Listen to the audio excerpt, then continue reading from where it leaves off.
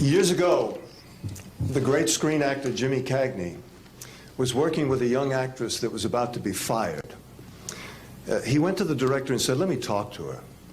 And he walked over to the actress and he said, "Look, it's simple. You walk in the room, you plant your feet, look me in the eye, and tell the truth."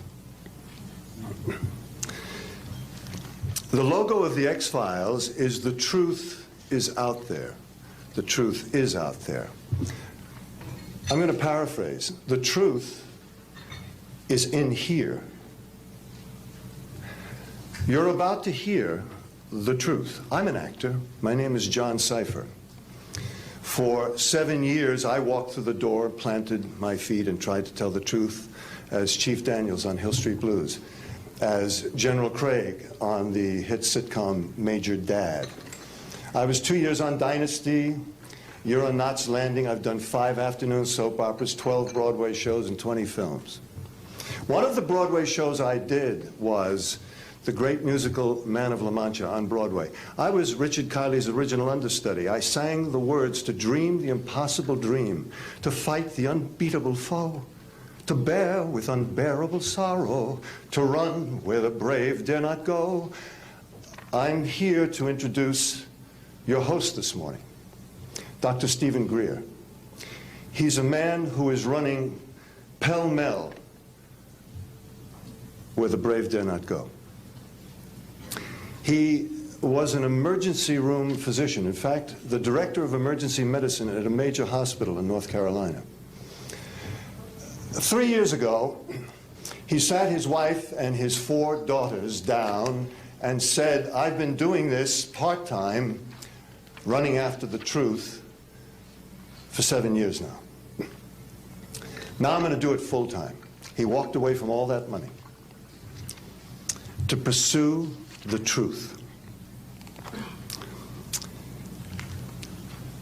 I always think of Hamlet's great line to Horatio, "There are more things between heaven and hell than are dreamed of in your philosophy, Horatio." I'm going to introduce a man who says, there are more things between heaven and hell than any of us have accepted. And I have the witnesses and the documents to prove it. Ladies and gentlemen, Dr. Stephen Greer.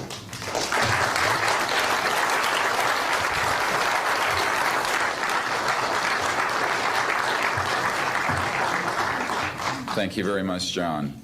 Members of the press, the American public, and people of the world. We are here today to disclose the truth about a subject that has been ridiculed and questioned, denied for at least 50 years. The men and women who are on this stage and the some 350 additional military intelligence witnesses to the so-called UFO matter and extraterrestrial intelligence can prove and will prove that we are not alone. I would like to thank Sarah McClendon, who is with us today, the famed White House correspondent, for her sponsorship of this meeting. Thank you very much, Sarah.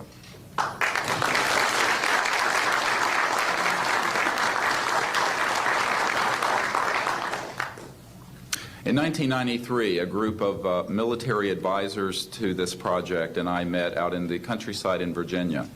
And we decided that it was time for civilians, military, intelligence, and other people to come together to disclose the truth about the subject which is called UFOs.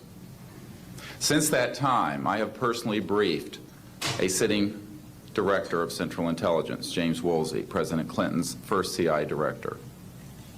I have personally briefed the head of the Defense Intelligence Agency, the head of Intelligence Joint Staff, members of the Senate Intelligence Committee, many members of Congress, members of the European leadership, the Japanese cabinet, and others.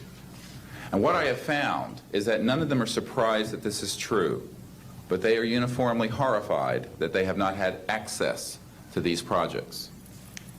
We can establish through these witnesses whom we have identified, which now number over 400, and these are people who have been inside the CIA, NSA, NRO, Air Force, Navy, Marines, Army, all divisions of the intelligence and military community, as well as corporate witnesses, contractors to the government. And these are folks who have been involved in so-called black budget or covert unacknowledged projects. These unacknowledged special access projects are taking in at least $40 to $80 billion per year. And they are sitting on technologies that can change the world forever. The reason we are coming forward now is that we are asking for the U.S. Congress and for President Bush to move towards an official inquiry and disclosure on this subject. It has the most profound implications for the human future, for the U.S. national security, and for world peace. Specifically, technologies connected to UFO and extraterrestrial vehicles, if declassified and used for peaceful energy generation and propulsion, would solve the looming energy crisis definitively, would end global warming, would correct the environmental challenges that the Earth is facing. It is also critical that we begin to debate as a society the propriety of placing weapons in space. If indeed, as we can prove, it is true that we are not alone and that space is territory which we are sharing with other civilizations, it could be a very imprudent, destabilizing thing to place weapons in space. This is not being debated because it is off the national and international radar screens. It needs to be placed on it, and we are here today to do it. We can establish through this testimony that these objects of extraterrestrial origin have been tracked on radar going thousands of miles per hour, stopping and making right-hand turns, that they use anti-gravity propulsion systems, which we have already figured out how they work in classified projects in the United States, Great Britain, and elsewhere, that these objects have landed on terra firma, at times have been disabled, and have been retrieved specifically by teams within the United States, that extraterrestrial life forms have been retrieved, and their vehicles have been taken and studied thoroughly for at least 50 years. We can prove through the testimony and documents that we will be presenting that this subject has been hidden from members of Congress and at least 2 administrations that we are aware of, presidential administrations, and that the Constitution of the United States has been subverted by the growing power of these classified projects, and that this is a danger to the national security. There is no evidence, I wish to emphasize, that these life forms from elsewhere are hostile towards us. But there is a great deal of evidence that they are concerned with our hostility. There are times when they have neutralized or rendered inert the launch capabilities of intercontinental ballistic missiles. Witnesses here today will describe those events to you. They have shown clearly that they do not want us to weaponize space, and yet we are proceeding down that dangerous path. And it will be established that these projects, because they have not been supervised properly by the Congress, by the U.S. President, by the international community, have become a threat to the national security. And for this reason, we feel we must disclose the facts. This is the beginning of the campaign for disclosure.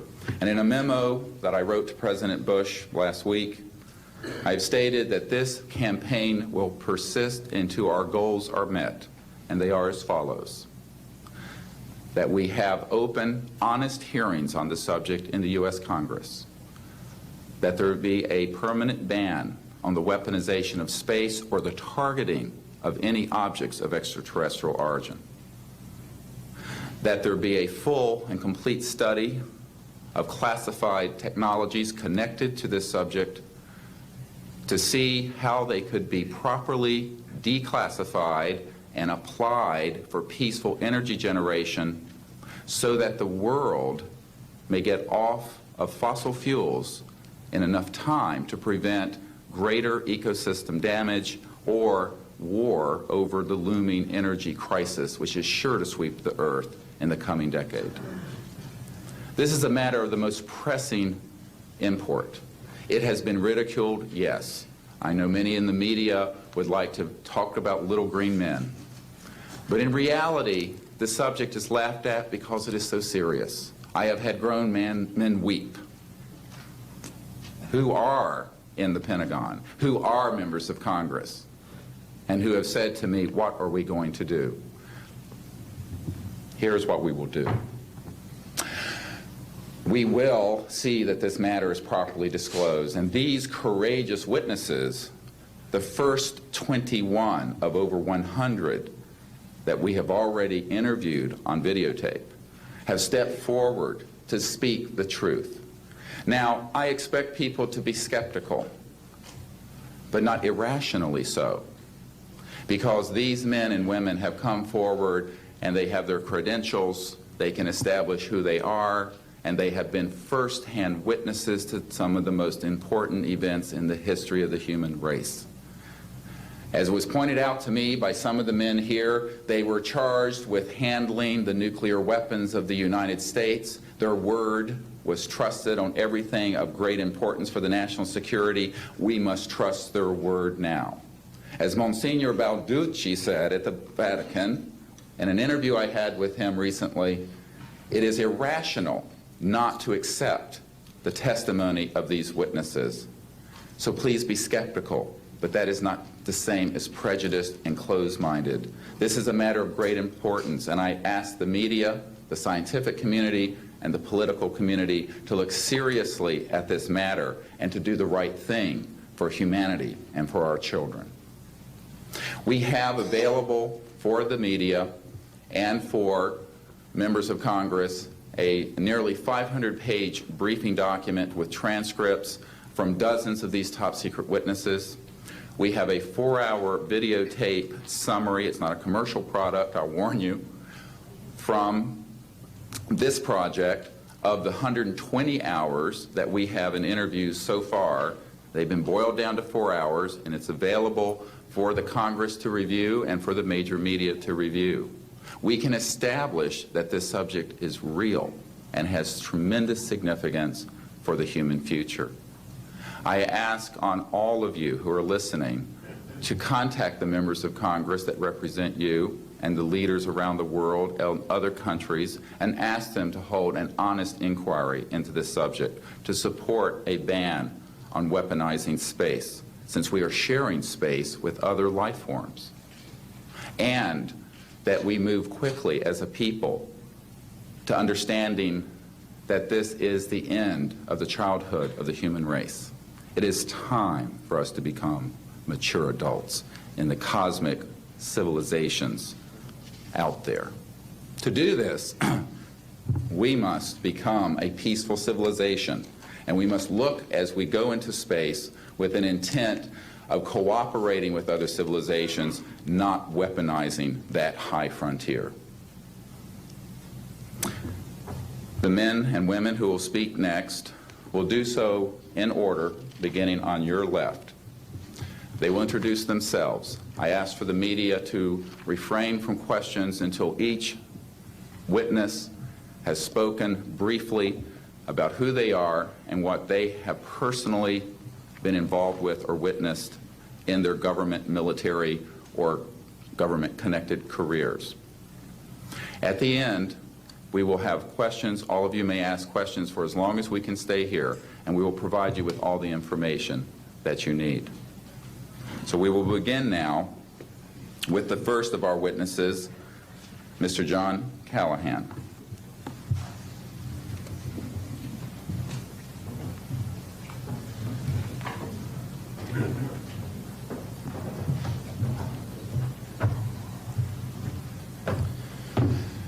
My name is John Callahan. I'm a retired FAA employee. I was the division manager for the Accidents Evaluation and Investigation Division in D.C. About 2 years before I retired, I received a call from Alaska region where the region wanted to know what to tell the media.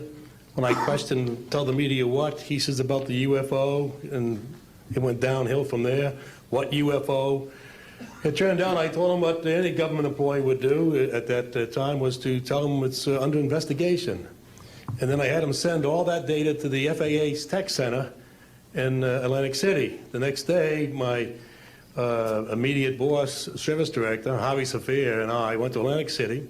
I had just purchased a new video camera, and I videoed the event. And in Atlantic City, we had them play back on a scope, you would call it a scope, a plan view display, PVD, exactly what the pilot seen or what the controller seen, and we tied that in with the voice tape so we could hear exactly what the controller said and what he heard, and we taped it. We came back the next day, briefed the administrator, Admiral Ingen, on what happened. He wanted a 5-minute briefing. After we started the briefing, he wanted to know if he could see the video. We put the video on. He watched the video, the whole video. The next day, he set up a meeting for me to give a dog and pony show to President Reagan's scientific staff and whoever they brought over, and to hand off all that data to them. That morning in the FAA round room, it was either 9 or 10 o'clock, 3 men from Reagan's scientific staff, 3 CIA people, 3 FBI people, and I don't remember who the other guys were, along with all the FAA experts that I brought with me. They could decide or talk about the hardware and the software, how it worked. We put on a dog and pony show. We let them watch the video. We had all the data there. We had all the printouts that the computer put out.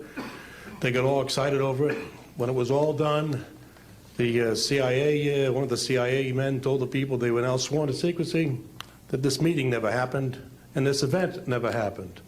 When I asked him why, I thought it was probably just a stealth bomber at the time, he says, well, this is the first time that we have recorded radar data on a UFO, and these guys are going to get all excited, drooling over all this data. I said, well, you're going to tell the public about it? And he says, no, we don't tell the public about this. It would panic the public. He says, we're going to go back and study this. I said, okay. It was what he was going to do. Now, I've told this story many times, and I get sometimes funny looks from people. I have with me the voice tapes of the controllers that were involved, the FAA original tapes. See, after we handed this stuff off to the president's staff, the FAA didn't know what to do with it. We don't separate UFOs from real traffic, so it's not our problem. Okay? I have a copy of the original of the video that we took, which is rather interesting. And once the thing was all over, the reports started coming into my office, but because it wasn't an FAA air traffic problem, the FAA's report ended up on a table in my office. And it stayed there until I retired, when one of the staffers packed up all my gear and helped it move to my house.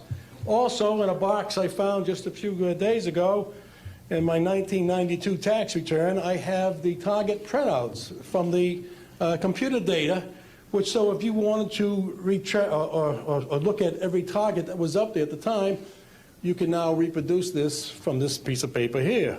And it's called the UFO incident, Japan 1648, I believe the number was. It happened on November the 18th, 1986.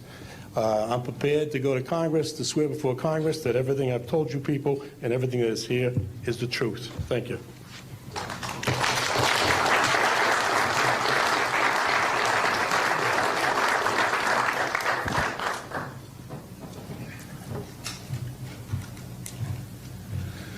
Good morning. I hope you'll pardon me. I'm a little bit nervous. My name is Charles L. Brown. I'm a Lieutenant Colonel, U.S. Air Force, retired, subsequently 7 years with the Foreign Service. I like the name Charlie Brown, a gentleman by the name of Charles Schultz, of great talent, sort of elevated the name, if you will. During World War II, I was a young farm boy from West Virginia. I got the patriotic bug, joined the United States Army, ended up flying bombers in Europe, and ended the war transport in the Pacific. Finished college in the summer, late summer of '49, recalled to active duty in the newly formed United States Air Force. I was assigned to an organization called Office of Special Investigations. The Air Force, as most of you know, was formed in 1947. OSI, as a central investigative agency for the Air Force, was formed, I think, in 1948. So everything was relatively new. Needless to say, starting in 47, UFOs were rather new. The Air Force Intelligence, or Air Technical Intelligence Center was at Wright-Patterson Air Force Base, and I had my office in a building adjacent to it. And our organization was the worldwide investigative agency for the Air Force for any unidentified flying objects. This lasted for about 2 years. The project name was known as Project Grudge. It was a predecessor to a project known as Blue Book, which Ed Ruppelt headed. During my experience with it, I would collect the data from, I didn't collect it, it was sent into my office. I analyzed it. As a pilot investigator, I was able to offer some bits of advice to the Air Technical Intelligence people. Now, you might visualize a massive office, but as I recall, we had a first lieutenant, a secretary, and a technical sergeant. That was the essence of Project Blue Book when it started, or Project Grudge, Blue Book, and expanded somewhat. During the review as an analyst of these various documentary reports, if you will, or documents, I became clearly convinced that there was substance to what was being reported, in that we had ground visual, ground radar, airborne visual, and airborne radar confirmation of some of these sightings. The individuals who made the sightings were everything from airline pilots, military pilots, police officers, some of the people that your lives depend upon on a daily basis. These are very reputable and credible people. I hope that the testimony here from very credible people will convince you of that and will further Steve Greer's disclosure project, in that pressure needs to be brought to bring this to the attention not only of the Americans, but of people all over the planet. These vehicles have been seen and confirmed all over the planet. I am willing to sign a sworn statement or testify to my judgment and to what I have observed. Such things do exist. Please believe me. Please believe those who follow me. Thank you.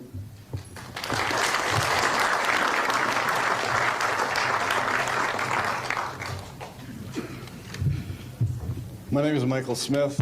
I was in the Air Force, a sergeant, from 1967 to 1973. I was aircraft control and warning operator.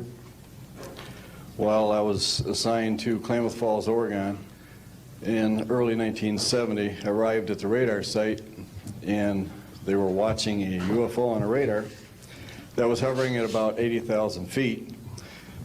It sat there for about 10 minutes and then slowly descended until it dropped off the radar. It was gone for about 5-10 minutes, and then instantly reappeared at 80,000 feet, stationary. The next sweep of the radar, it was 200 miles away, stationary. It hovered there for about 10 minutes and redid the whole cycle twice more. When I found out what you normally do when you see a UFO, I was told that you notify NORAD, you don't necessarily write anything down, you don't write anything down, and you keep it to yourself. It's a need-to-know basis only. And NORAD one night called me about later in the year to let me know as a heads up that there was a UFO coming up the California coastline. I asked them what I should do about this. They said, nothing, don't write it down, it's just a heads up. And then late 1972, while stationed at the 753rd Radar Squadron in Sault Ste. Marie, Michigan, I received a couple panicky calls from police officers who were chasing 3 UFOs from Mackinac Bridge up I-75.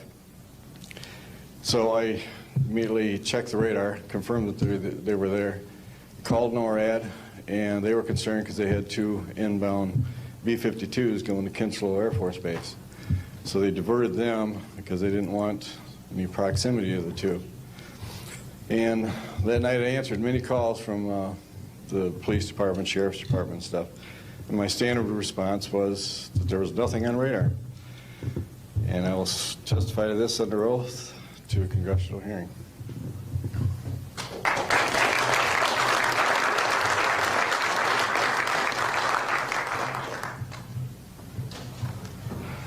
Good morning.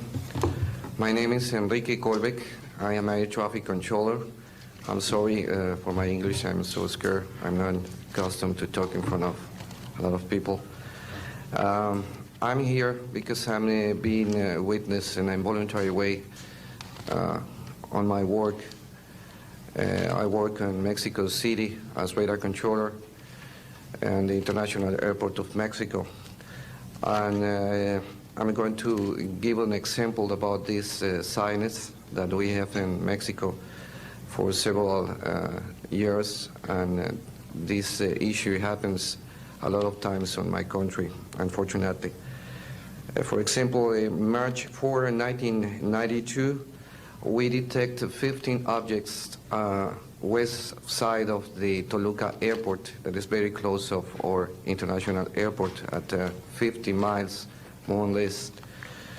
Then July 28 of 1994, we have an, almost a collision or something that we can name in that way with an international flight, domestic flight of Aeromexico 129, commanded by the pilot Raimundo Cervantes Ruano, that has a trash or something about in his main landing gear in the right leg. That's occurred at night at 10:30, more or less. Then in the next week, the same year, in the same moment, the Aeromexico Flight 904 has another almost collision that was reported for the pilot Corso, the Capitan Corso, at 11:30 in the morning, and we detect that object on a radar suddenly, just for a moment. Then in the next week we have a lot of sightings reported by the pilots that give us information about the weird traffic or something, bright lights and different times, and we detect some of them in that week. But in September 15 of 1994, we have a detection about 5 hours, more or less, on a radar and a new equipment that we believe that that equipment was working in not a good way, because it's not human that you have detection by 5 hours of the same object and apparently without movement. Well, we concur with the technical persons of radar in our country that the radar system was working well, and was very exciting, and we surprised when at the next day we received information about a periodist named Jaime Maussan that is studied these cases in Mexico, about that a sighting from a lot of people in the Metepec city. There is another point located southeast of the Toluca airport, about a sighting of the big flying saucer, apparently 50 meters of diameter, then for a lot of people, and that led the trash something in the ground. Well, next, November 24, 1994, we have on service officially our new radar system, and after that moment we have information very exactly about of these sightings at the same time with the pilots and detections. That's why I'm here, because we consider in my country that this is very dangerous. We have a lot of more cases, but I don't want to use more time in this. But it's very important that the people and the world knows these events and consider that could be very dangerous for our nautical situation, especially in my country. I don't know why in my country that's occurs frequently, but the point is that happens, and we consider dangers, and we had only, unfortunately, one trash, but we don't want to have another more. Thank you very much, and I'm sorry for my English.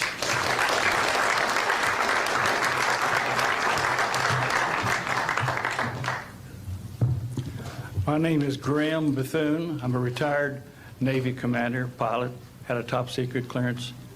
50 years ago, February the 10th, 1951, I was flying from Keflavik, Iceland to Argentia, Newfoundland. It was at night, it was dark. About 300 miles outside of Argentia, I saw a glow on the water, like approaching the city at night. As we approached this glow, it turned to a monstrous circle of white lights on the water. We watched this for a while. The lights went out. There was nothing on the water. Next thing we saw was a yellow halo, small, much smaller than whatever it was launched from, and that was 15 miles away, up to our altitude. Because of the trajectory, I disengaged the autopilot, shoved the nose over to try to go under this thing. And at that time, I heard a noise underneath. I thought maybe it hit us. It was actually some of the crew members ducking, and they collided, and a couple of them were injured. Then it appeared over to the right and moved out slowly and flew with us. It was still not at our altitude, but we could see the shape of it. It had a dome. We could see the coronal discharge. I went back aft to let the other pilot, Al Jones, take my seat to see what the passenger's reaction was. Came back to the cockpit, told him not to report anything simply because what the psychiatrist had said to me, maybe they would lock us up. So basically, the instruments in the cockpit, we had 4 or 5 failures. In the area of magnetic compass, the electromagnetic effect, in area of directional finders, and this type of thing. The craft was tracked by radar in excess of 1,800 miles an hour. It never did get to our altitude. We had 31 passengers, plus the psychiatrist and the crew members that all cited this at different areas. When we landed at Argentia, Newfoundland, we were interrogated by the Air Force, an excellent interrogation, Captain Paulson. When we landed at the Naval Air Test Center here at Patuxent River, we were required by Navy intelligence to make out individual reports.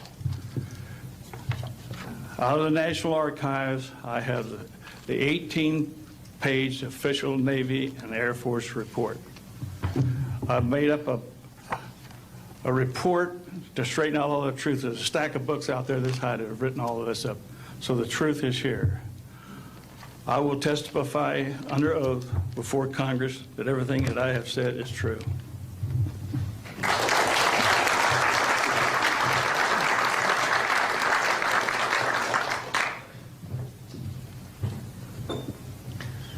My name is Dan Willis. I was in the United States Navy. I held a top secret, crypto level 14, extra sensitive material handling security clearance. I worked in the code room at the Naval Communications Station in San Francisco. In 1969, I received a priority message from a ship near Alaska that was classified as secret. The ship reported merging out of the ocean near Port Bow, a brightly glowing reddish-orange elliptical object, approximately 70 feet in diameter, emerged out of the water, shot into space, traveling at about 7,000 miles per hour. This was tracked on ship's radar and substantiated. Years later, I worked at the Naval Electronic Engineering Center in San Diego for 13 years. The co-worker who I worked with worked at the NORAD facility. When he first started working at the facility, he noticed objects going on the screens that track everything out in space and in the air, objects going off the scale, doing right-angle turns. When he inquired, his older supervisor advised him that, quote, it was just a visit from one of our little friends. I thought this was a little unusual. These statements are true and willing to testify under oath before Congress. Thank you.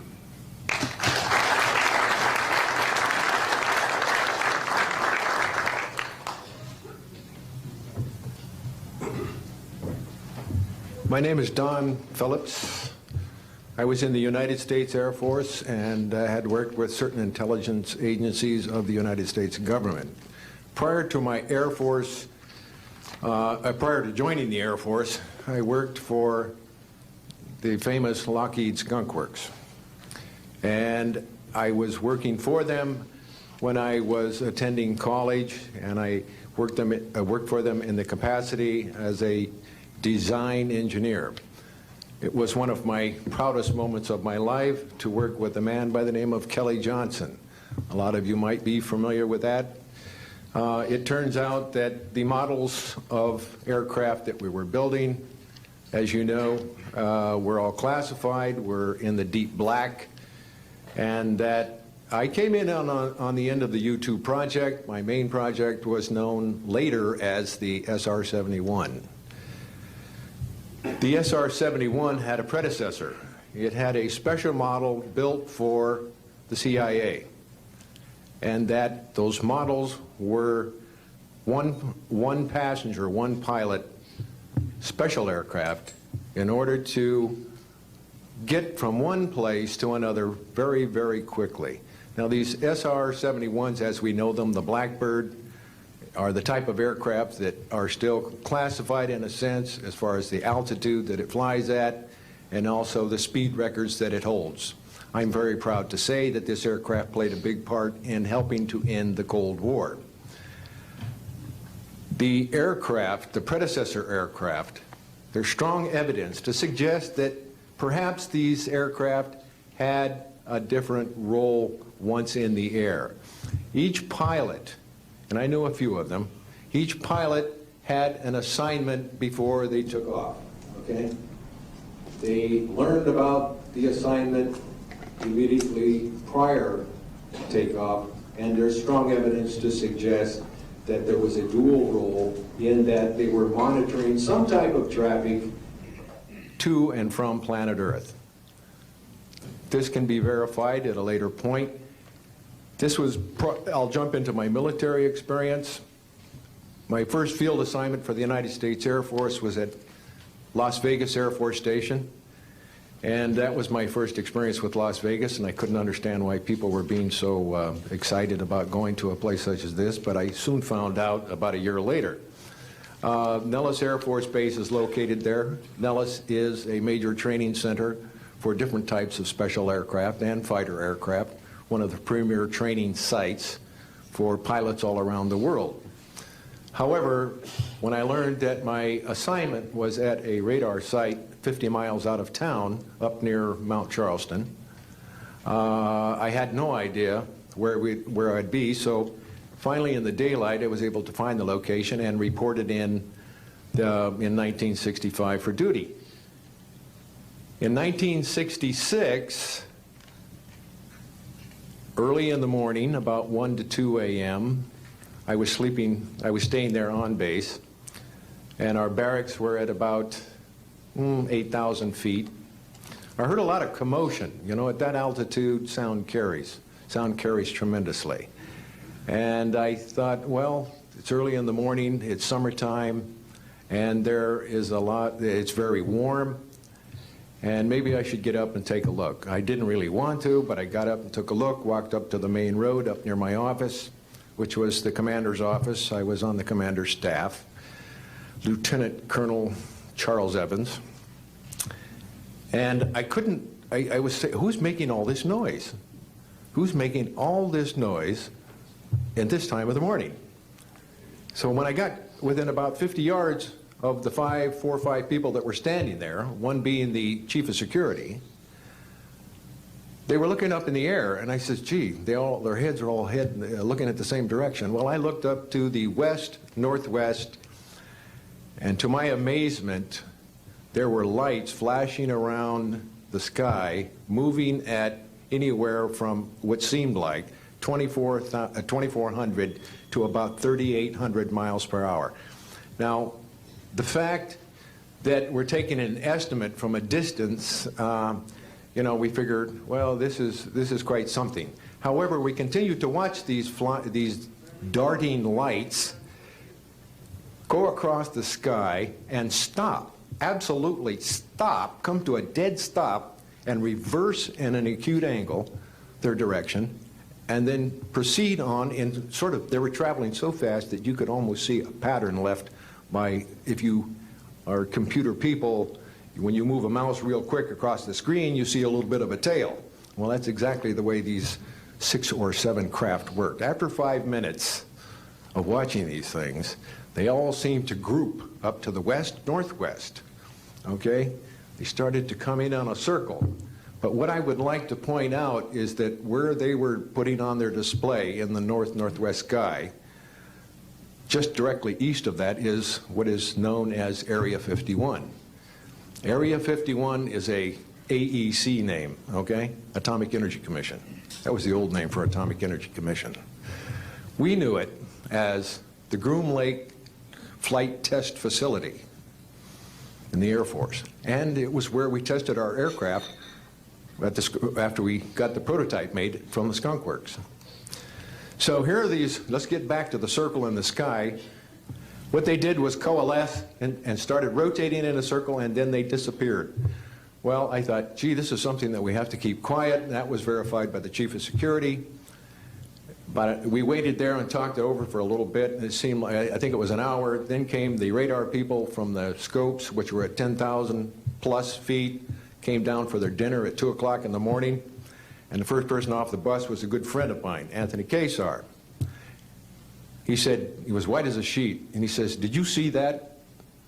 Yeah, we all said, yeah, it was a nice display. What a show. He says, we documented them on radar. And he says, we didn't give them clearance. We just, the standing order was let them fly through the radar beam. He says, we documented 6 to 7 UFOs. Now, we don't know who was guiding those, but they were certainly intelligent. And we don't know where they landed because they coalesced and disappeared. So I will say at this point, to keep it short, that I will testify under oath as to what I say is true, and I will do so before Congress. Thank you.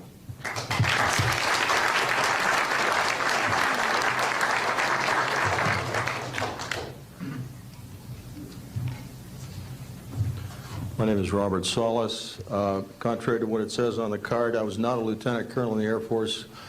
I was in the Air Force active duty after I graduated from the Air Force Academy in 1964 until 1971 and separated as a captain.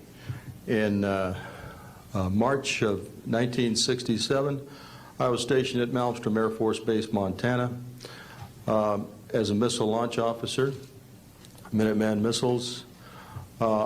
On an early morning of March 16th, 1967, I got a call from my security guard, primary security guard upstairs.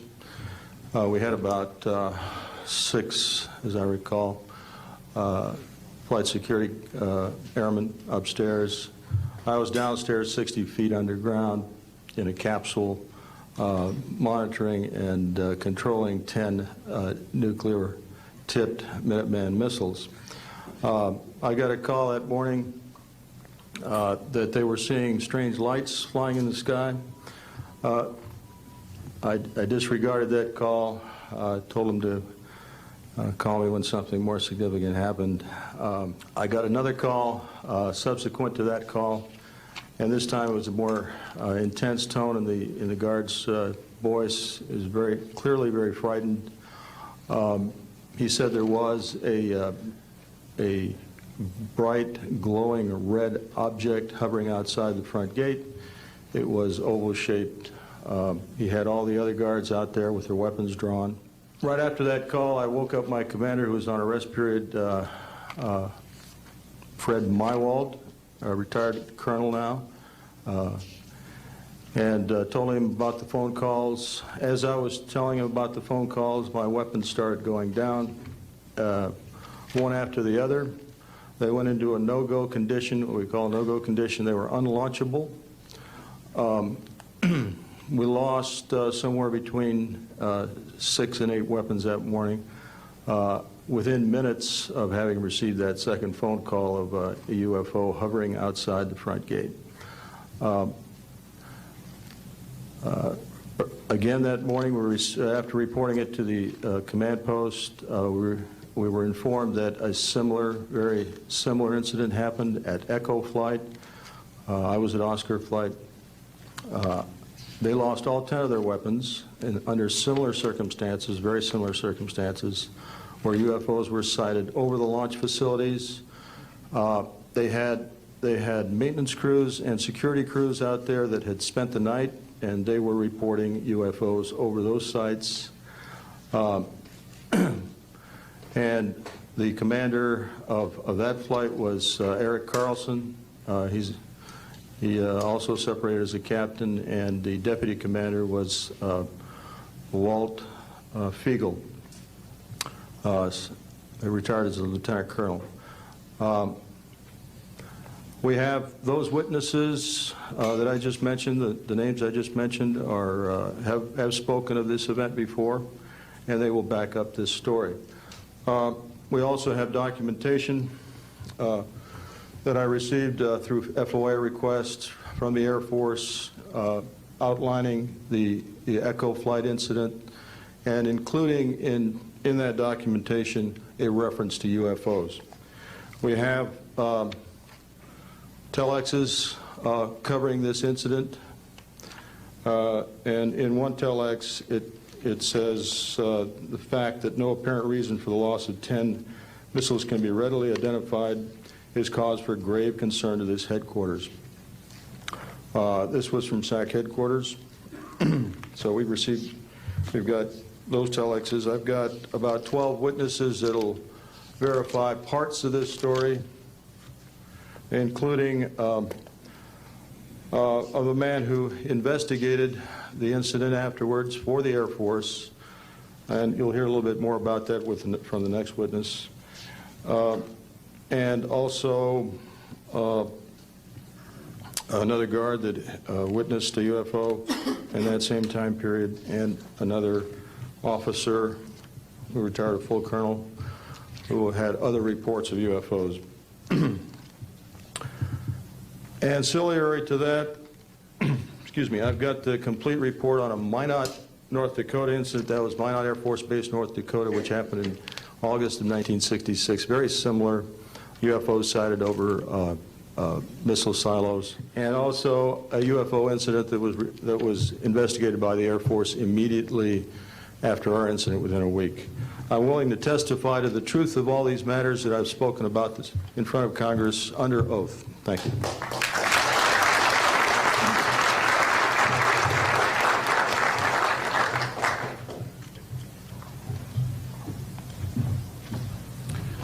Good morning. My name is Dwayne Arneson. I served 26 years as a communication electronics officer in the U.S. Air Force, all over the world, including Vietnam. I was lucky to be selected to be commander of 3 different units in the Air Force. I held a top secret SCI TK clearance, and for those who know, it is slightly above top secret. I retired in 1986 as a colonel at Wright-Patterson Air Force Base in Ohio. I would like to relate about 3 different experiences, if you will, that relate to UFOs. As a young lieutenant over in Germany, Ramstein Air Base, Germany, back in the early 60s, I was in charge of the cryptographic center. I had a top secret crypto clearance at that time, and I can clearly recall seeing a message that went through my crypto center which said that a UFO had crashed on the island of Spitsbergen, Norway, and the team of scientists were coming to investigate it. Going forward to the 1967 timeframe, I was assigned to the 28th Air Division at Great Falls, Montana, and I was the officer in charge of the communications center there. Also, I was a top secret control officer for the division. I had a crypto account. I was an account custodian, and I also passed out nuclear launch authenticators. During that time, I can recall seeing a message come through that communications center which said, basically what Bob just got through talking about, is that a UFO was seen near the missile silos, and the missiles were deactivated. Coincidentally, the person that Boeing sent to investigate the particular missile conditions, if you will, what made them shut down, was my first manager at Boeing, Mr. Bob Kaminsky, who has since passed away. And I can recall him on different occasions. He lived close to me in Auburn, Washington. That's where I'm from. And he said, Arnie, he says, those missiles were perfectly clean. That was the result.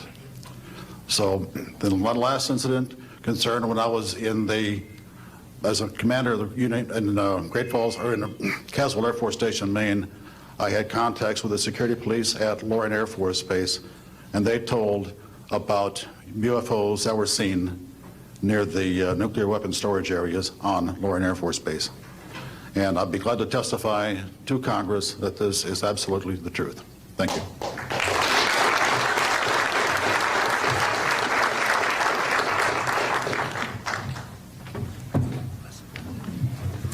Good morning. My name is Harlan Bentley. During 1957 and 1959, I was a PFC in the United States Army, stationed north of Washington, D.C. on the Nike Ajax missile base close to Olney, Maryland.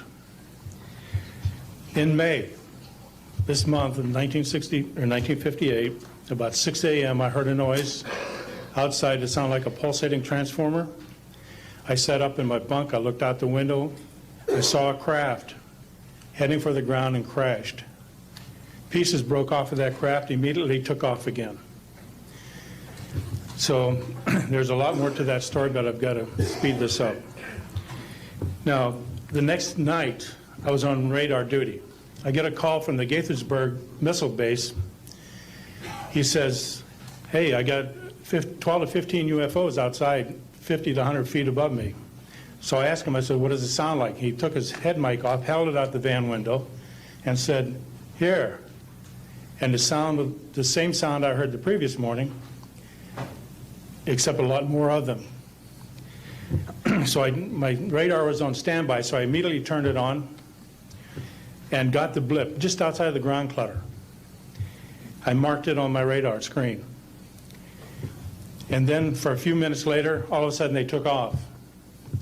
As they took off, the sweep came around, hit the blip. The second, when it came around, it hit it again. That blip was 2/3 the way off my radar scope. In order to get that far at a constant velocity was 17,000 miles an hour. That was my first incident. 10 years later, by this time I received a Bachelor of Science degree in electrical engineering, and I was working in California. Now, I'm sorry that all I can say is I was somewhere in California working on a classified project that had nothing to do with my experience that I had there. As I was working, and it was like 2 or 3 in the morning, California time, I heard a Houston astronaut communication link, comlink. I didn't pay much attention to it until I heard the word bogey. Of course, my ears picked up immediately. An unidentified flying object of some sort, whether it's a craft, meteorite, or whatever, was on a collision course with that module going to loop around the moon. So basically, I listened for some time, and then I stopped and went back to work. And then I heard, there they go. In the astronaut world, some of you may not know this, there's a term called green turtle. And it used to be, I don't know if it is today or not, but it used to be is you're not allowed to use profanity over the net. And the first person that does that, whoever hears it first and says green turtle, that astronaut's got to buy that man and his entire family a dinner at the most expensive place at Cape Canaveral. Well, to end this real quick, one of them said, damn, they went off, the UFOs took off. He says, damn, that was fast. And somebody yelled, green turtle. And then he said another word, a synonym to crap. And then somebody else yelled, green turtle. And you could see him grit his teeth, because now he had to buy 2 expensive meals. And my particular experience, I will testify before Congress if necessary and explain exactly what happened. Thank you.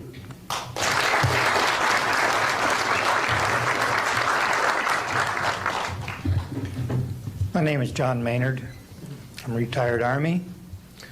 I retired as a Sergeant First Class.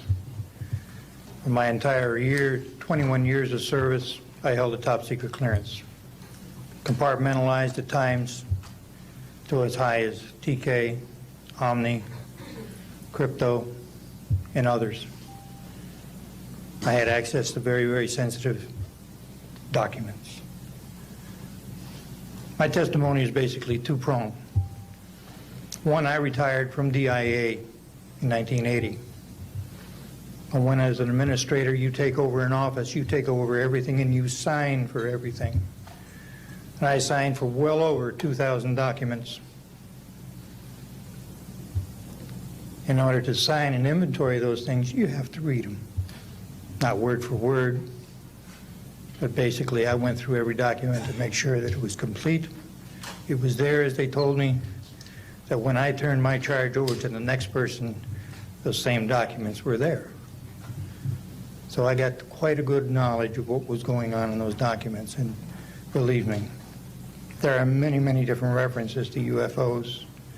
There was also NPIC pictures that shows that it would targeted objects that were casing you out. Now, I worked on the SALT 1 and SALT 2 areas for the office that I worked in. So we were taking pictures all the time for verification of nuclear disarmament. And there were some objects in those pictures that didn't belong there. The second prong to this whole thing is that a lot of people talk about conspiracies over a shadow government. I'm willing to testify before Congress that these black operations do exist. I nearly became part of it. But I saw the light, I think. Or was it? And I got out. And that's it. We have to disclose what we know. And I am willing to testify before Congress under oath, or before any other organization, that what I witnessed was true.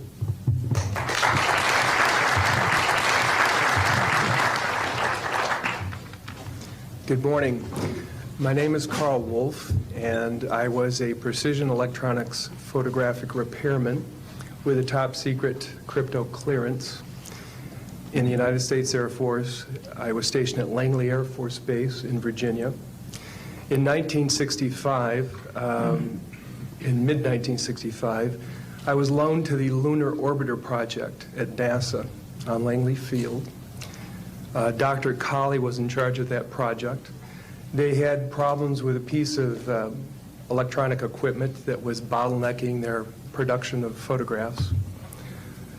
I went to the facility, and when I walked into the facility, there were scientists from all over the world. I was stunned, actually, to see people at a NASA project from all over the world. It didn't make any sense to me initially. I was taken into the laboratory where the equipment was malfunctioning. I couldn't repair it in the dark. I asked to have it removed. A Airman Second Class was in the dark room at that time. I was also an Airman Second Class.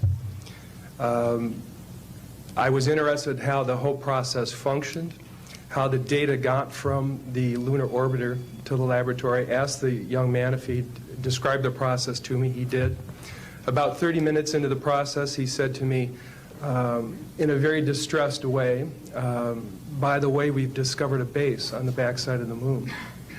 And then he proceeded to put photographs down in front of me, and clearly in these photographs were structures, mushroom-shaped buildings, spherical buildings, and towers.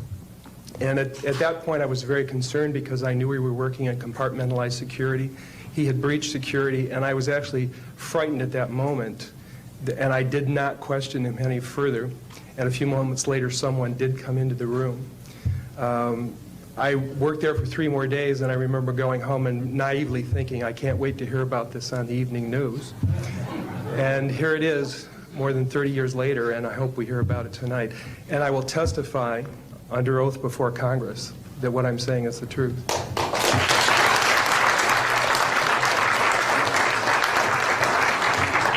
Thank you, Carl. Good morning, everyone. My name is Donna Hare, and I worked at Philco Ford Aerospace from 1967 to 1981. During that time, I was a design illustrator, draftsman. I did the launch slides and landing slides, and also projection plotting boards, lunar maps for NASA. We were a contractor, but most of the time I worked on site, excuse me, in Building 8. I had the opportunity to do extra work during downtime, which was between missions, and I walked into a photo lab, which was the NASA lab across the hallway. I had a secret clearance, which is not that high, but I was able to go into restricted areas, which this was. At the time, I was talking to one of the techs in there, and he drew my attention to a photograph, a NASA photograph. It had a dot on it, and I said, "What is that?" Well, he drew my attention to it, and I said, "Is that a dot on the emulsion?" And he said, and he's smiling, and he has his hands crossed, and he said, "Round dots on the emulsion don't leave round shadows on the ground." And this was an aerial photograph of the Earth, I'm assuming the Earth, because it had pine trees on it, and the shadows of the craft, or whatever it was, were in the same angle as the trees. And by its very nature, UFO, and I wanted to clarify that to a gentleman that was talking to me, means unidentified. So I did not know what this was. But I realized at this point that it's very secret, that it was kept secret, because I asked him, "What are you going to do with this piece of information?" And he said, "We always airbrush these out before we sell them to the public." So they're pesky little creatures appearing on this photograph they wanted to get rid of. After that, I decided I would ask questions to other people that work there. And I found that I had to ask them away from the site and not on site. A guard told me that he was asked to burn some photographs and not to look at them. And there was another guard guarding him, who was in green fatigues, watching him burn the photographs. And he said he was too tempted. He looked at one, and it was a picture of a UFO, and he was very descriptive. I can go into that later with anyone. He immediately was hit in the head, and he had a big gash in his forehead. He was knocked out, and he's terrified, so he would have to be protected. Another incident, I knew someone in quarantine with the Apollo astronauts.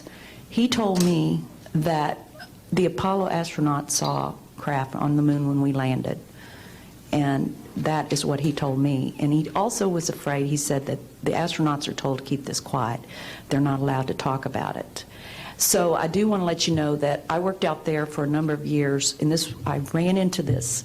So it's not something everyone knows that works out there for a long time. My boss didn't know about it. Some people that sat right next to me didn't know about it.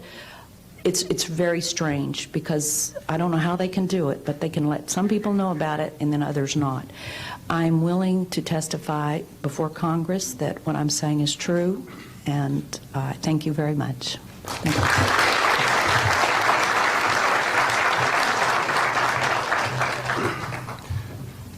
Good morning, ladies and gentlemen, and members of the press.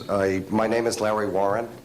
20 years ago, in 1980, I was a security specialist assigned to RAF Bentwaters, Woodbridge, NATO Air Force facilities in Suffolk, East Anglia. I had a secret security clearance. I guarded our backline nuclear weapons that were stored there at the time, without the knowledge of the people of Great Britain. I went through a portion of a 3-night UFO event where objects made incursions over our WSA, fired pencil-thin beams of light into them, and adversely affected the ordnance, possibly. These objects were on the ground on 2 different nights. Potentially, there was another life form seen. This is an unpopular truth. These events were of extreme defense significance to not only Her Majesty's government, but this government as well, and they are still shrouded in secrecy. They are very complex. They are very vast. This is more about a human rights issue than just a UFO issue. 20 years ago, this room would be empty. I see a turn in history. This is history in motion, but unfortunately, it's history with the security classification. I would be more than honored to swear under oath that I experienced what I did, I saw what I saw. These events produced not only, after numerous denials by this government, a memo by Lieutenant Colonel Charles Holt, our deputy base commander, which reads like science fiction. It also produced, years later, an on-site audio tape he made as these objects performed their feats and did what they did and violated airspace. These events are of extreme defense significance. I hope my brothers in arms that went through these events will be given immunity at some point and be able to join us here. It is an honor to share the stage with all of these people. And I think for all of our children, my son Dennis, God bless you, son, we can change the world. You're heroes for being here also, and I will testify in front of Congress if asked to. God bless. Thank you.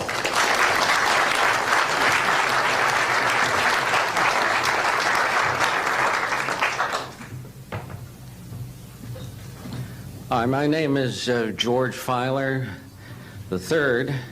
The reason I'm here is because George Filer V is in the hangar and will be born on Friday. And I'm a retired intelligence officer and flyer with almost 5,000 hours, and I didn't believe in UFOs until London Control called us in the winter of 1962 and asked us, would we chase one? And we said, sure. So we let down from 30,000 feet to 1,000 feet where the UFO was hovering, and we went into a steep dive and actually exceeded the red line of the aircraft. So it's kind of dangerous chasing UFOs.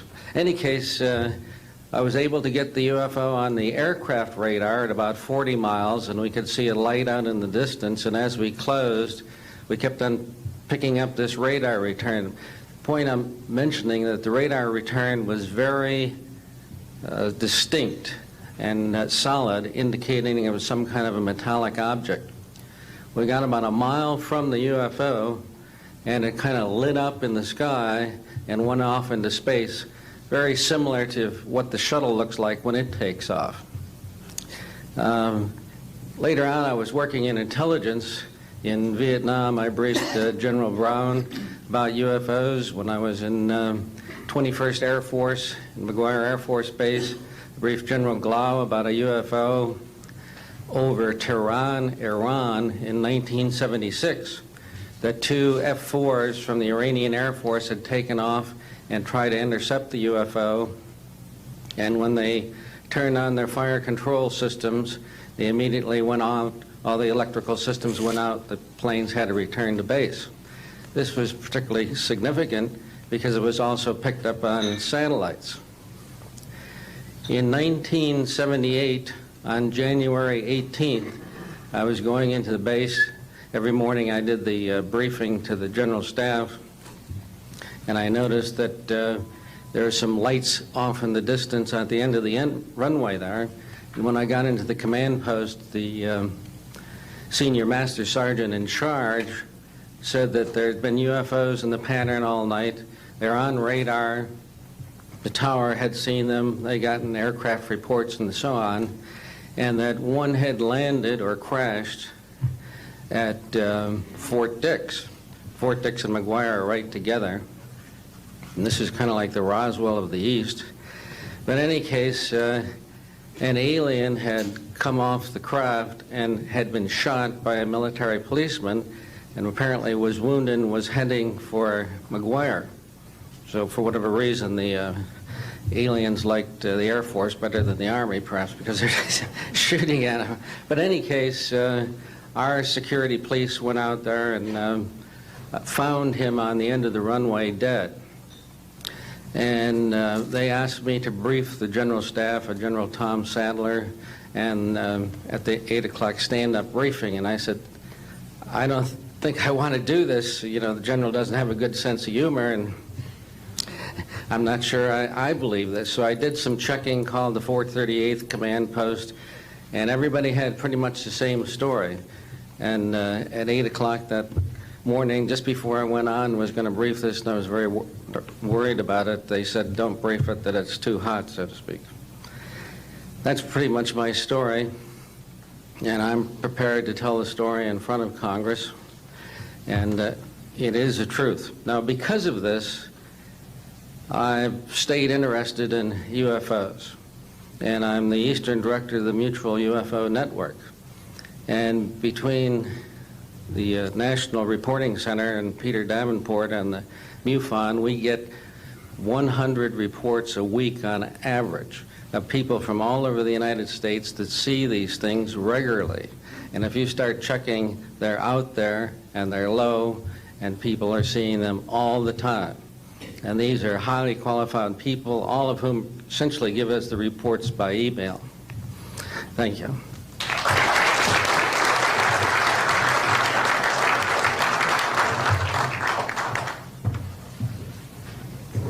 Morning, ladies and gentlemen. My name's Clifford Stone. I was a Sergeant First Class, United States Army. I had a secret clearance with nuclear surety. I could get the clearance that I needed to do whatever it was that was necessary for me to do at the time on special operations when I was called in on those. What I'm referring to here is that I was involved in situations where we actually did recoveries of crashed saucers, for lack of a better term, debris thereof. There were bodies that were involved with some of these crashes, also some were alive. While we were doing all this, we were telling the American public there was nothing to it. We were telling the world there was nothing to it. I'd like to go into detail on some of the cases, about the nuts and bolts cases right here, but I will be available if you have any questions concerning my involvement in this.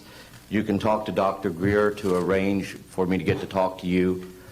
But the whole situation is, we've set back, we've told the American people that there's no such thing as UFOs. I've been involved where we have recovered these objects. We know them to be of extraterrestrials. In 1969, I had an event that happened to me while I was stationed at Fort Lee, Virginia. We went to Indiantown Gap, Pennsylvania. That would be my first exposure to any time that we would be recovering an unidentified flying object.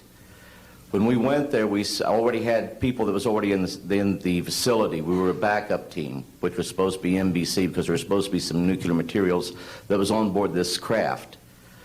Later on, most people involved were to be told that there was nothing on board it. It was nothing more than just a crash of one of our aircraft. I know better, because I was one of the people that approached it with a Geiger counter to get surface readings.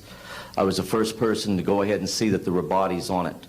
That would be the first of approximately 12 events. UFO crashes are not events that take place every day. They're rare. I know we're not alone in the universe. I know that the absence of evidence is not evidence of absence. It's evidence that has been denied to the American people.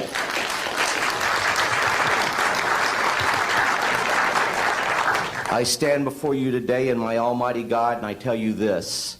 If Congress calls me in and says, will you testify in detail what you know, I stand here today prepared and ready to do just that. Governments must never lie to the people for no reason. Thank you.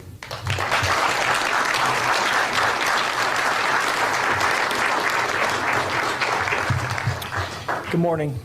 My name is Mark McCandlish, and for the last 21 years, I have worked as a conceptual artist for a variety of defense contractors. I've been involved in conceptual artwork or the production thereof for Rockwell on the X-30 program, and also on the high-step program. That's spelled HYSTP, means Hypersonic Testbed Program. During the course of my career, I've twice had a secret security clearance.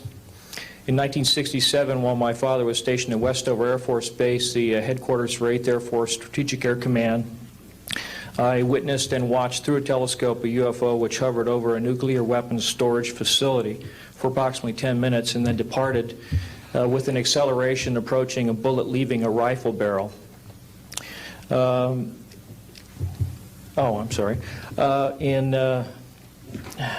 1988, in November, a college buddy of mine, an associate by the name of Brad Sorensen, informed me that he had personally witnessed 3 flying saucers at a very large hangar at Norton Air Force Base during the course of an air show that was held on Saturday, November 12, 1988. I subsequently called my congressman from that district. I called his office. This was Congressman George E. Brown, Jr., who at the time was the chairman of the Congressional Committee on Space Science and Advanced Technology. I naturally assumed that since this presentation that Brad talked about was for top military brass and certain congressional individuals, that his office must have coordinated this with the local Air Force Office of Public Affairs. A male staff member in Congressman Brown's office not only confirmed the exhibit, but the fact that there were 3 discs at that exhibit. These discs were hovering off the floor without any visible means of support. They were referred to as alien reproduction vehicles, also nicknamed the flux liner because they used high voltage electricity. Let's see.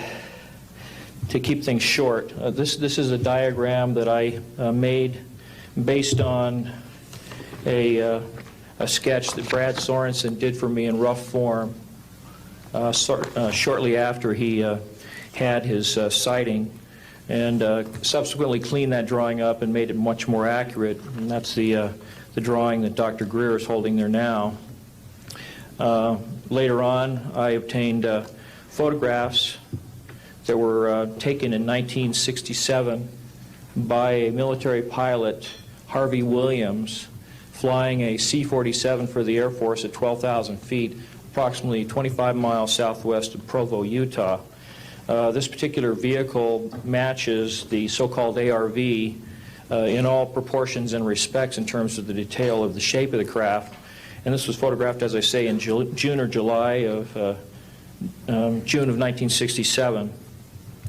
I later spoke to a gentleman by the name of Kent Sellen that I met at an air show at Edwards Air Force Base in 1992, the first unveiling publicly of the B-2 bomber. He indicated to me that in 1973, when he was a crew chief working on experimental aircraft at Edwards Air Force Base, that he had unintentionally wandered into an area where there was a classified aircraft, namely the ARV. He described it in detail, and he added other details to the account concerning the configuration and the operation of the vehicle that Brad Sorensen was not aware of. Subsequently, Brad Sorensen met with the famous aeronautical designer Burt Rutan, gave him a copy of this blueprint which you've just been shown.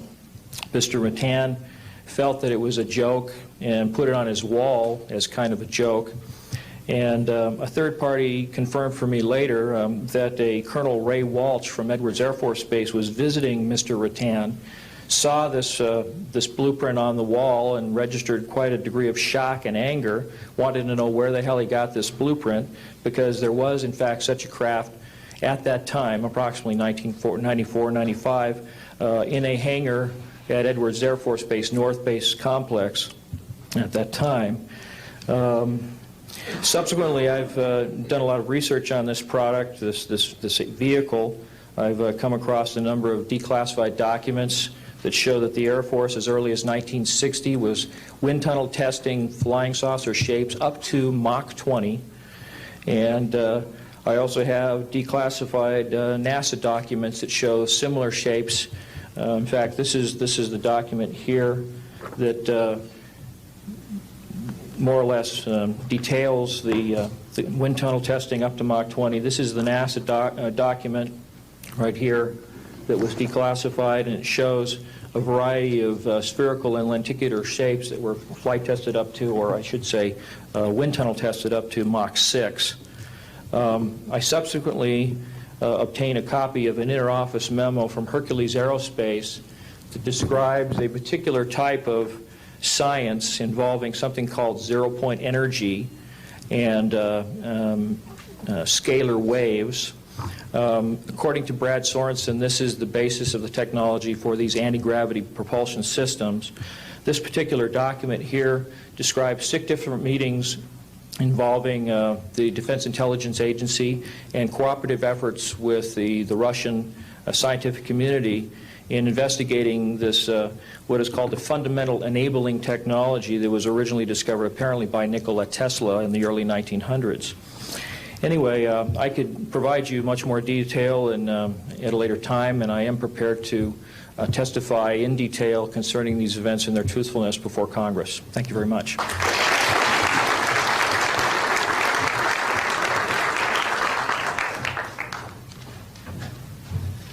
Good morning. My name is Daniel Sheehan. I'm an attorney and serving as general counsel to the Disclosure Project. I'm a 1967 graduate of Harvard College in American Government Studies and Constitutional Law, and a graduate of Harvard Law School. And I served as general counsel and one of the co-counsel for the New York Times in the Pentagon Papers case, and was involved in briefing and arguing the case in front of the United States Supreme Court, giving permission to the New York Times to publish the classified documents, the 47 volumes of the Pentagon Papers. Subsequent to that time, I served as special counsel to the office of F. Lee Bailey as one of the trial counsels when we represented James McCord in the Watergate burglary, and got Mr. McCord to write the letter to Judge Sirica to reveal the Watergate burglars' relationship to the plumbers unit in the White House at that time.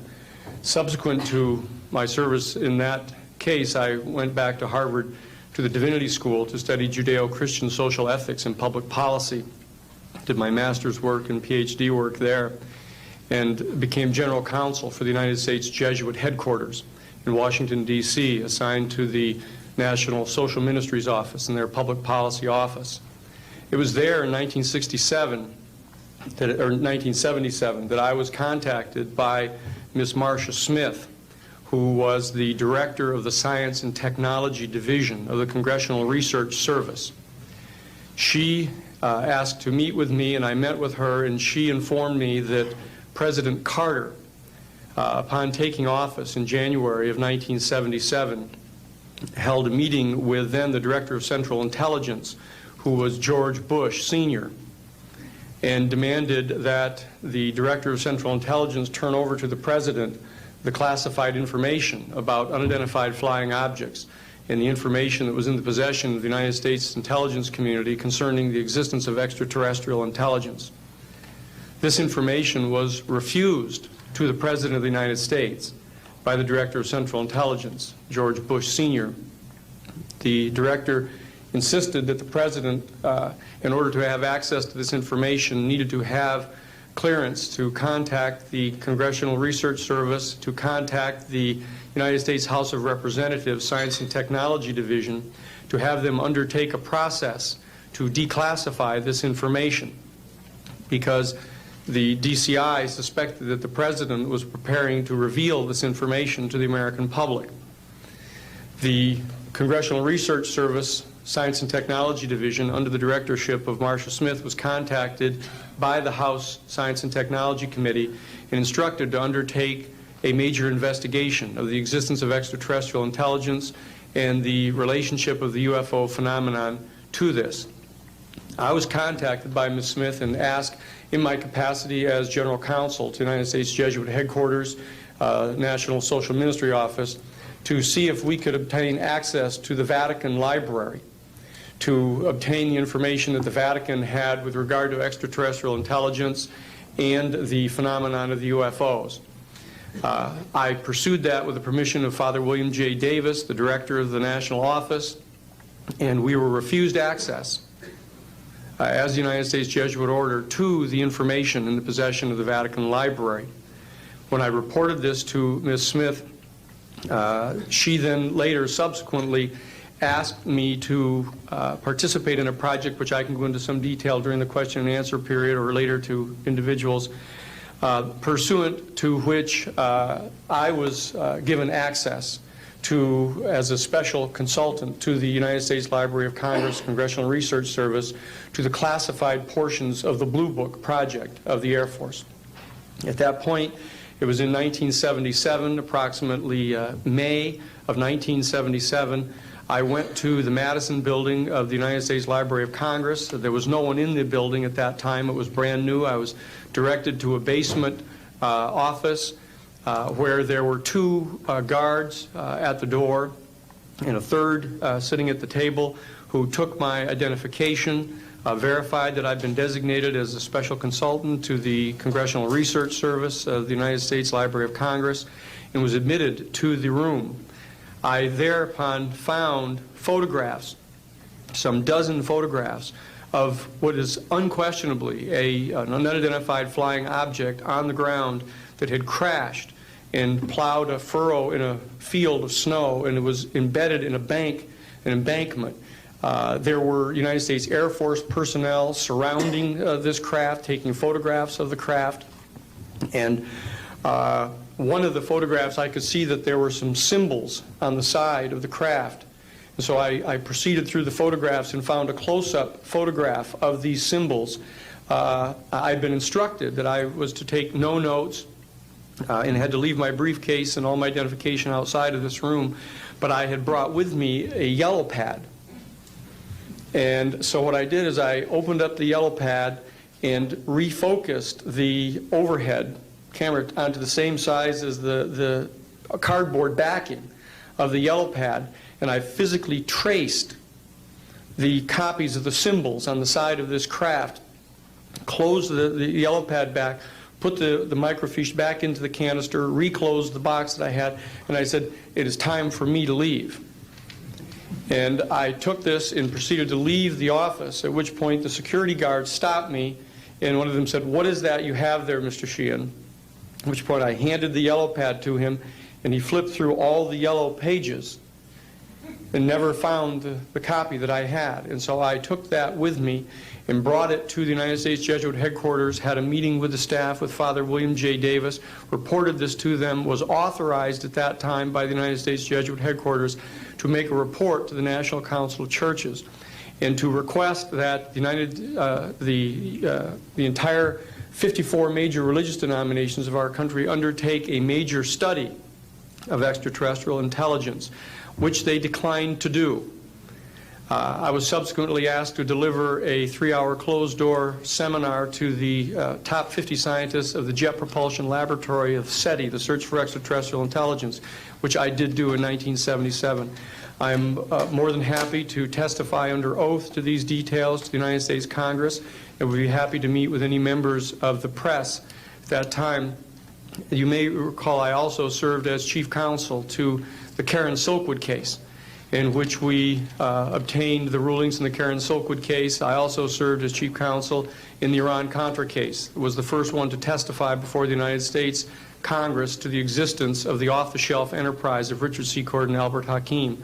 I'll be more than happy to share the details of what I believe to be the relationship between this off-the-shelf enterprise and the secret government which is concealing this information from the American public. And I am happy and proud to serve as general counsel to the Disclosure Project. Thank you very much.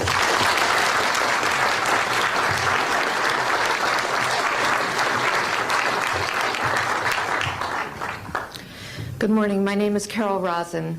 In 1974, after being a 6th grade school teacher, I was introduced to the late Dr. Wernher von Braun, in the U.S. the father of rocketry.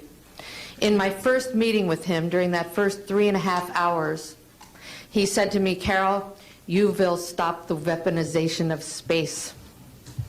And I said, you know, teachers don't stop until June. He said, "No, you have to understand. This is February. And we have to prevent the weaponization of space because there is a lie being told to everyone that the weaponization of space is now first being based upon the evil empire, the Russians. There are many enemies," he said, "against whom we're going to build this space-based weapon system, the first of whom was the Russians, which was existing at that time. Then there would be terrorists. Then there would be third world countries. Now we call them rogue nations or nations of concern.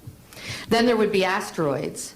And then he would repeat to me over and over, and the last card, the last card, the last card would be the extraterrestrial threat. Well, at the time, I kind of laughed when he said asteroids, and when he said extraterrestrials, I knew I wasn't going to deal with that subject. And now we hear on the news just today, this week, that they've slid in another enemy. Only this time we're going to protect our satellites. In other words, we have to have some reason to spend these trillions, to waste these dollars on a space-based weapon system, and they're all lies. This is a system, he told me, that would never protect anyone. Even back then, he talked about suitcase bombs. He talked about chemical, viral, bacterial, biological warfare, that these space-based weapons would never protect us against. And then he told me that, in fact, if you travel around the world, which I did after he died in 1977, I met with people in over 100 countries who were friends. They didn't want to build space-based weapons. I became a space and missile defense consultant. And I worked with people around the world. I became an advisor to the People's Republic of China. They don't want to build a space-based weapon system. And he told me back then that they didn't. He said, go to Russia. They're considered to be the enemy. I got on a plane by myself. When I got to Russia, I had a list of people that I had read out of the newspaper. Chernenko was in office then. He was the only one I didn't get a chance to meet. They introduced me to everyone when I got there. And when I got back, I said, oh my Lord, this man is telling the truth. There is no threat. And I've been waiting until this day for 27 years, and I'm expecting the spin to happen, because he also explained to me that as a military strategist, as a person who worked on the MX missile, which I did later, he said, you will find that there is going to be a spin to find some enemy against whom we have to build space-based weapons. And now we should expect the spin, because he said part of the formula for the intelligence community is if they might have a weapon, then we have to consider that they do have these weapons. So now they do have these weapons, so now we have to build these weapon systems. And that's the formula, except that it's all based on a lie. And we have witnesses here today that have shown you that these extraterrestrial beings, that these craft that have come here are now not UFOs, they're identified flying objects, and we know that they have beings in them. And we have witnesses here who have told you that they can shut down our missile silos, they can stop a rocket going into space that's a test. We have witnesses here who have worked in the classified departments who have the courage to come forward here to support what Wernher von Braun told me back in 1974 to 77.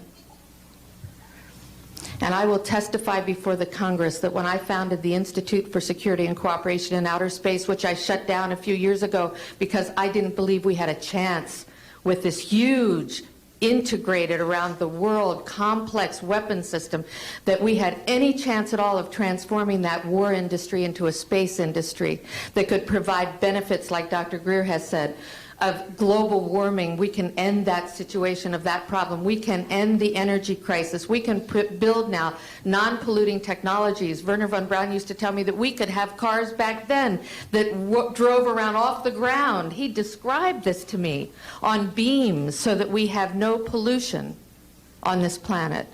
And we can solve the problems of the people that are urgent and potential, and the other animals and the other cultures on Earth and in space.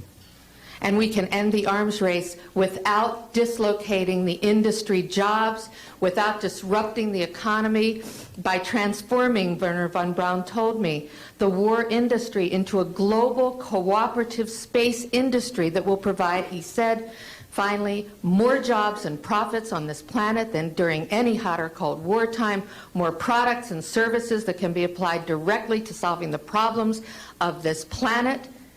And we can have a whole planet now that lives in peace on Earth, with all the cultures on Earth and with all the extraterrestrial cultures in space. And these are words that Wernher von Braun told me in 1974, and I will testify before the Congress under oath about everything I have said and more. Thank you.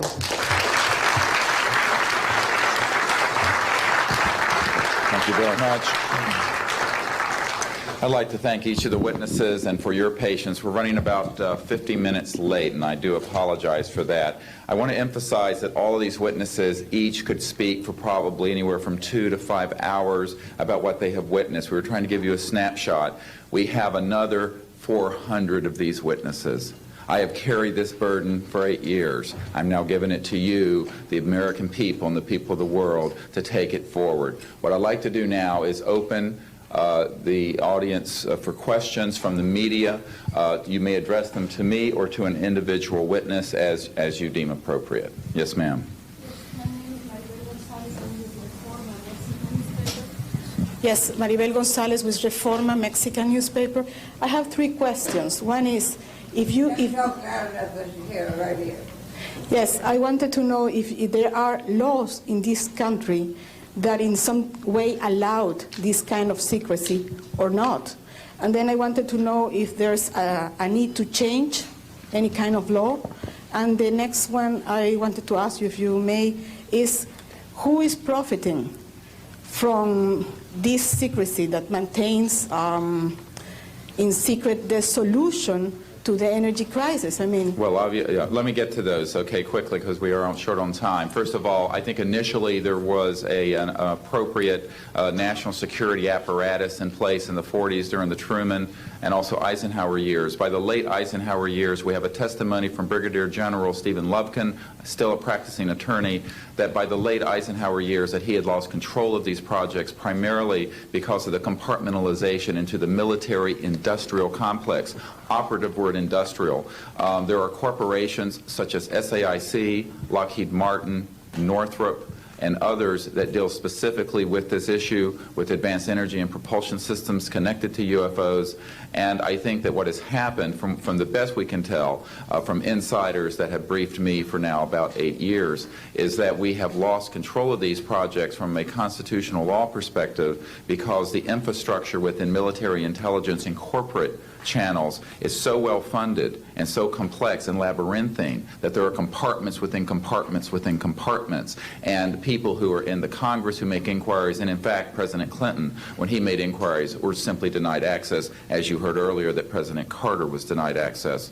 On your other question, I would say that in terms of profiting from the status quo, big oil. There are certain geopolitical and financial infrastructures that would not welcome a definitive replacement to the fossil fuels. I will tell you, and we can prove this with other scientists who are ready to come forward, that we already have a complete replacement for any fossil fuels or ionizing nuclear power plants. We don't need them. We haven't needed them. Probably have not needed them since the time I was born. Now, of course, this is a major issue. You're talking a multi-trillion-dollar global infrastructure change. And so this does hit the alarm bells at the National Security Council economics area. However, what is more serious to the national security? Keeping the status quo or letting ourselves go into a global ecosystem collapse and running out of fossil fuels and having massive rolling blackouts, not just in California, but globally. We have got to do something about this, and soon, and that's why we are advocating open hearings in the Congress. Other media, please. Yes, sir. I just want to know if anybody at the UN is looking into this. I personally met with Boutros Ghali's wife, Aliyah Ghali, who said that her husband was quite concerned about this. This was in the 1990s. Since then, we know that there have been other people at the UN who have made inquiries. The problem is the UN has no mandate to deal with this. It needs to be given a mandate from its constituent member nations. And I think that the public and the member nations need to ask that the United Nations get involved with this. This is an international peace issue and an international security issue, and it should be taken up by the UN Security Council, and of course we are recommending that as well. Yes, sir. So I think my question is actually to Clifford Stone. You said that you had seen aliens on a craft that had crashed. I wondered if you could describe what they looked like. I could, but it would probably take a whole lot of time. The reason I state that, when I got out in 1989, we had cataloged 57 different species. You have individuals that look very much like you and myself that could walk among us and you wouldn't even notice the difference, except for some of the things that they might be able to go ahead, even in a dark room, and touch an object and go ahead and identify what color that object might be. They would have a heightened sense of smell, sight, hearing. The situation is that you have various types of what we normally call grays. We didn't call them grays in the military, but you had at least 3 types of the grays. You had some that were much taller than we were. The unique thing that I'd like to point out for the most part is that the entities that we did catalog were in fact humanoid. Now this created a situation where the scientific community was trying to figure out why that would be the case, because you would expect that if life evolved on other planets that they would take on some type of other being, so to speak, not necessarily look humanoid or be bipedal such as we are. But apparently we got quite a few of the species out there that are humanoid in appearance, and that creates a question that yet has to be answered by science. Yes, and as I call on you, please state the news agency that you were with. Yes, ma'am. Deanne Divis with United Press International. Could you please address the vehicle that there was a drawing displayed of? Why would this vehicle be on display at an air show? What is the power source that you are asserting is going to be so very useful? And how can you determine that this vehicle is not something that is being developed, by a government agency? In fact, I think that was the testimony. This is an alien reproduction vehicle, and just to be clear, this means that it is based on advanced anti-gravity and zero-point energy propulsion systems. Those are the propulsion systems. They are being manufactured by a consortium of companies that include Lockheed Martin, Northrop, SAIC, and other corporations. They do have superluminal capacity, in other words, faster than the speed of light capacity.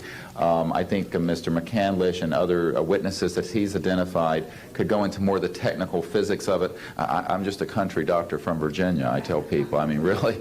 And but this is actually what is the reason it's called alien reproduction vehicle is that it's based on the study of extraterrestrial vehicles, but it is manufactured by human military intelligence aerospace contracting arrangements, and this is very important. It means that we Homo sapiens have the ability to access this so-called zero-point field of energy, which is the ambient field of energy from which all matter and energy is fluxing, and can access that energy and generate all the power we need to run this planet without fossil fuels or pollution.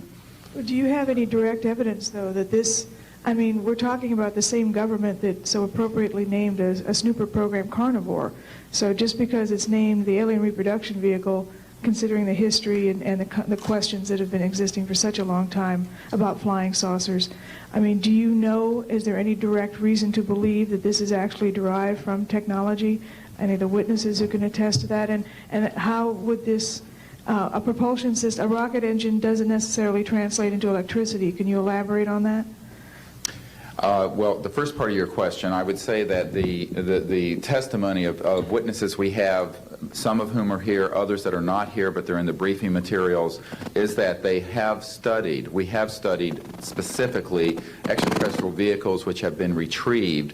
The breakthroughs in that research have led to applications that have led to the building of this and similar anti-gravity devices, and that, in fact, this can be proven in open testimony before Congress, and that is exactly what we are calling for. We have the witnesses to establish this, and they also have the documents and the specific details of the propulsion systems. But this is not a jet internal combustion system at all. It is actually kicked in by a type of electric power source, and it then accesses this ambient zero-point energy field that is responsible for all matter and energy existing, and by special configurations and what have you, it causes a cancellation of mass inertia and an anti-gravity effect. And this is a complex technical discussion which is probably beyond the scope of this conference, but we have materials in the briefing document that we can provide you with references to people who have studied the anti-gravity effect as far back as certainly the 1950s.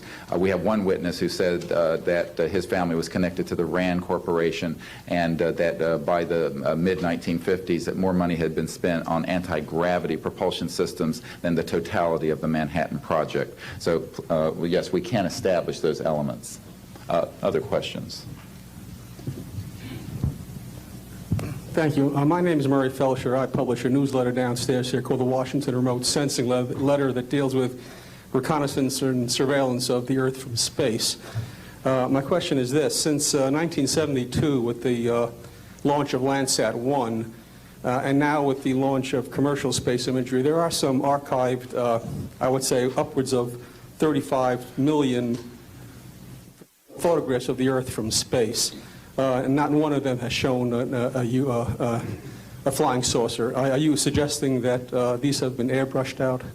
We're suggesting that there is a system before the public gets hold of anything that's off of a government-connected satellite. There is a compartmented operation that does indeed sanitize them from this type of evidence. And I think the testimony of the gentleman who was with the Defense Intelligence Agency, Mr. Maynard, Ms. Hare, and others would substantiate that. We have other witnesses who have been involved in projects where such items have been sanitized out. It could also be that if you did a thorough search, you might find a few that slipped through. We obviously haven't had the research dollars to go through all the millions of images that are cataloged to look for them, but we do know there's been a very thorough sanitizing of this. And people should not be naive about the extent to which covert programs using billions of our tax dollars have been able to effectively hide this. This is one of the sort of myths of both the media and the public. It's sort of a Pollyanna myth that we live in a society where such things could not be done. In fact, they are done, and we can prove that they have been done. These entire proceedings here, and I'm wondering how your screening process went. Can you tell us a little bit about your satisfaction level with that? Well, I'm very satisfied that these are genuine and good people who are speaking truthfully. Out of 400 people that I'm dealing with, not 20 times this number, have I been fooled? Yeah. I'm an emergency doctor. Let me say something. People come into the emergency department with flank pain, writhing on a stretcher. What have they got? A kidney stone, right? Yeah, well, some of them go into the bathroom, prick their finger, and squeeze blood into the water, the urine sample, to show that they have blood in their urine so they can get a narcotic injection. Now, have I been scammed as an emergency doctor who has I'm bright enough not to kind of know when I'm being scammed, but have I occasionally? Yeah. Is it possible? It's possible. Is it likely? No. And here's what's more important. You don't not treat or accept the testimony or the history of every patient that comes in with flank pain and assume that they're lying just because you've been scammed once or twice. This field, you make a very good point, is filled with hoaxes and scams and what have you. It doesn't mean, however, that all of it is. And in fact, what we're saying after 8 years of research, we have found the documents, the top secret witnesses, the insiders willing to testify under oath before Congress that this is true. Now, here's another key point. Some of the people who are in this witness pool, Mr. Sheehan, myself, and a couple of other attorneys, are members of state licensed professions. And what that means is that if we are perpetrating a hoax, we will lose our license to practice medicine, we will lose our license to practice law, because we'll be perpetrating a hoax upon the public. So what I would say to you is that the group of people before you are very credible, and the others whom we have identified are. We are not the CIA. We have not been able to do a $50,000 background check on each person. I'll give you that caveat. But we have done very serious interviews and vetting. And by the way, these people have presented their DD-214s, their defense forms, other documentation that show the two DD-214s and others that show that they were in the military at a certain place and a certain time. So we're very comfortable that, in fact, that the weight of the testimony will carry the day here and that this is real. I had an insight, and it relates to your question. There have been tens of thousands of sightings and experiences from all over the world. Only one of them needs to be true. Because if only one of them is true, then the entire case, the non-reality of these sightings, falls apart.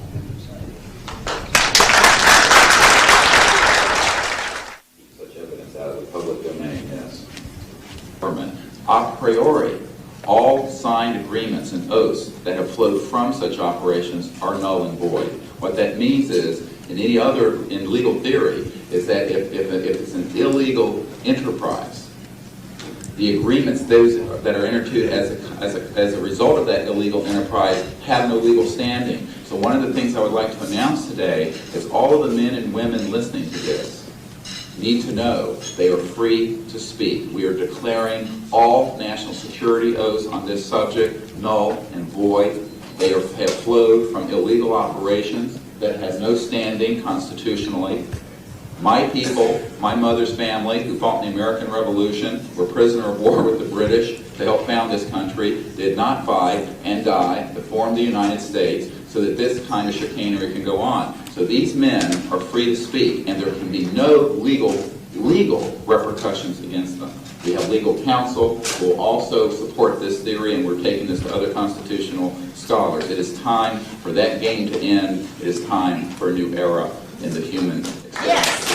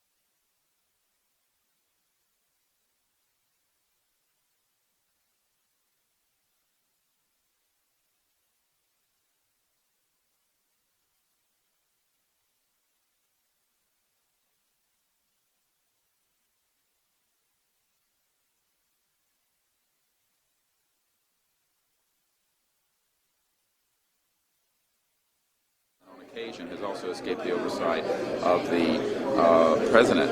We know for a fact that this has happened. I personally briefed President Clinton's first CIA director on this. I was informed that they had no access to these projects, although they knew they existed. I was told the same thing by the senior investigator for the Senate Appropriations Committee, a man named Dick D'Amato, who in 1994 told me that there were somewhere between $40 and $80 billion a year going into these classified projects, and that he, with a subpoena on behalf of the Senate and a top-secret clearance, could not penetrate them. He told me these were the varsity team of all black projects, covert projects. So this is really serious stuff, and it brings into question, have we gone down the road that Eisenhower warned us about a little too far when he said, beware of the military-industrial complex, that it can escape the checks and balances of our democracy. And I think on this particular issue, it in fact has, and it's time for the Congress to represent the people in this regard and to reassert its oversight of these projects.